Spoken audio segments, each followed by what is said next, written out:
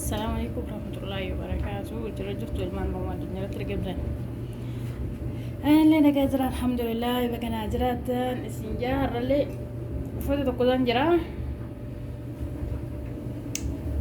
Wallahi kaa rabbiin nu gargaaru hedduun dadhabadhee jira. Hedduu baay'ee dhaffan. Kuma argitan meeshaan fanis gara sagalitti jira. Kasaan isa dhaabalee jira.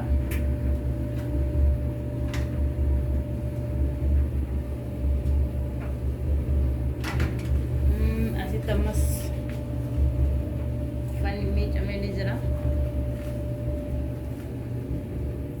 Ammas asittis kun garsillee jira. Asillee jira. Kana hundaa mukaa kanneen ammoo tokkosee jira. Tokkosee jira argitan.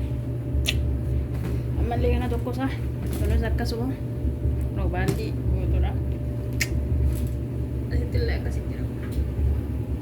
Kana jaabaa keessa jiru fakkaatsalaa keessa jiru ala jechuudha kunuun gara sanillee jira. Miija kun marti isaatu kan ammaan tokkosuu jiru jechuudha. Rabbiin garuumaa ilaamaa baasu ammas tokkosaa jira jechuudha. Kana fakkaata hojiin kennaa hedduu numatu du'aayi nu godha kuma jirtanitti nagaa Abiraamota Rabbi keessa jiraadha. Assalaamu alaikum warahmatullahi wabarakatuh. Baay'ee nagaatti.